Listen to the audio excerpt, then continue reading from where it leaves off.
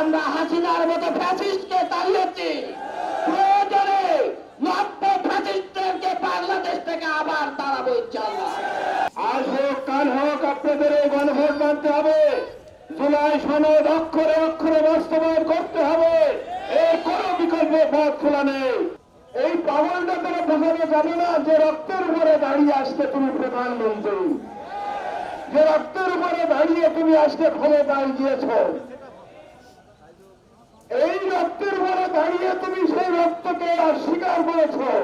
ক্ষমতার বিরুদ্ধে সরাসরি হুঁশিয়ারি, গণভোট মানুন, না হলে লাগাতার আন্দোলন।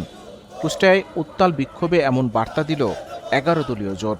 কি হচ্ছে দেশের রাজনীতিতে, দেখুন পুরো প্রতিবেদনে। জুলাই সনদ বাস্তবায়ন, গণভোটের রায় কার্যকর এবং জ্বালানি সংকট নিরসনের দাবিতে কুষ্টিয়ায় বিক্ষোভ মিছিল ও সমাবেশ করেছে জামায়াতে ইসলামের নেতৃত্বাধীন 11 দলীয় জোট। শনিবার বিকালে শহরের চৌরাহাস মোড় থেকে শুরু হওয়া এ বিক্ষোভ মিছিলটি শহরের প্রধান সড়ক প্রদক্ষিণ করে পৌরসভা চত্বরে গিয়ে শেষ হয়। মিছিল শেষে পৌরসভা চত্বরে অনুষ্ঠিত হয় সংক্ষিপ্ত সমাবেশ। প্রধান অতিথির বক্তব্য দেন জেলা জামায়াতের আমির অধ্যাপক AKM খন্দকার আলী মহসিন। আরও বক্তব্য রাখেন জেলা জামায়াতের নায়েবে আমির ও কুষ্টিয়া 2 আসনের সংসদ সদস্য আব্দুল গফুর, কুষ্টিয়া 4 আসনের সংসদ সদস্য আফজাল হোসেন, জেলা সেক্রেটারি সুজাউদ্দিন জোয়াদ্দার সহ 11 দলীয় জোটের অন্যতম নেতৃবৃন্দ। বক্তারা সরকারের প্রতি কঠোর বার্তা দিয়ে বলেন, জনগণের সাথে আর তামাশা নয়, অবিলম্বে গণভোটের রায় বাস্তবায়ন করতে হবে, না হলে আন্দোলন আরও জোরদার হবে। তারা আরও অভিযোগ করেন, দেশের ন্যায় বিচার প্রতিষ্ঠিত হয়নি, বরং হত্যা, ধর্ষণ ও অনিয়ম বেড়েছে। জুলাই সনদ বাস্তবায়ন ছাড়া দেশের পরিস্থিতির উন্নতি সম্ভব নয় বলেও দাবি করেন তারা। আমরা সরকারকে বলে দিতে চাই, আপনাদের কোনো কৌশল কাজে আসবে না ইনশাআল্লাহ। কারণ এদেশের প্রায় 2000 ছাত্র জনতা জীবন দিয়েছে, অর্থ লক্ষ ছাত্র জনতা আহত হয়েছে, বঙ্গুত্ব বরণ করেছে। তাদের সাথে বেইমানি করে জুলাই সনদ বাস্তবায়ন না করে গণভোট না মেনে আপনারা এখন আরামের সাথে সংসদে থাকবেন আর সরকার পরিচালনা করবেন, এটা হবে না, হবে না, হবে না।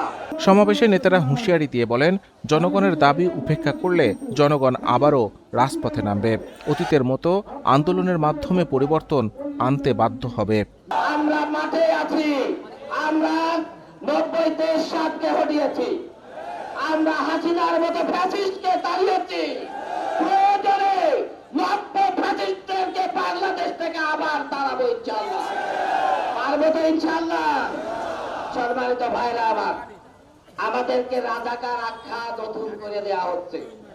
আমি তাদেরকে স্মরণ করে দিতে চাই, শেখ হাসিনা একবার রাজাকার বলার কারণে চোরের মতো পালাতে হয়েছে। যারা জামায়াতে ইসলামীকে রাজাকার আখ্যা দিতে চান, শেখ হাসিনার মামা বাড়ি ছিল পলানোর, আপনারা পলানোর জায়গা খুঁজে রাখেন। বাংলাদেশের মাটিতে জায়গা হবে না ইনশাআল্লাহ। আমরা বলতে চাই, আমরা এই দেশটাকে একটা সুন্দর বাংলাদেশ বানাতে চাই। আমরা এই দেশ থেকে হানাহানি কাটাকাটি বন্ধ করতে চাই। আমরা এই জন্য জুলাই সনদ বাস্তবায়ন চাই। সমাবেশ থেকে সরকারকে দ্রুত জনগণের দাবি মেনে নেওয়ার আহ্বান জানানো হয়, অন্যথায় লাগাতার কর্মসূচিরও ঘোষণা দেন নেতারা। এত বড় বাহিনীর বিরুদ্ধে যদি যুদ্ধ করে তাদেরকে দেশ থেকে তাড়াতে পারি, যার চোরচুট্টা বদমাইশ চাঁদাবাজ ছাড়া যার সংগঠনের আর কোনো কিছু পরিচয় পাওয়া যায় না, তাদেরকে সরাতে আমার 1 মিনিটও সময় লাগবে না। আপনারা রেডি থাকবেন। জনগণের না বিশ্বাস উঠে গেছে। জনগণ যদি একবার আবার ফিরে তাকায়, এবার বাংলাদেশে সত্যিকারের বাংলাদেশ গড়েই ছাড়বে ইনশাআল্লাহ। এ ধরনের আরও আপডেট পেতে চ্যানেলটি সাবস্ক্রাইব করুন আর ভিডিওটি শেয়ার করে জানান আপনার মতামত। আপনি কি মনে করেন গণভোটের রায় বাস্তবায়ন হওয়া উচিত?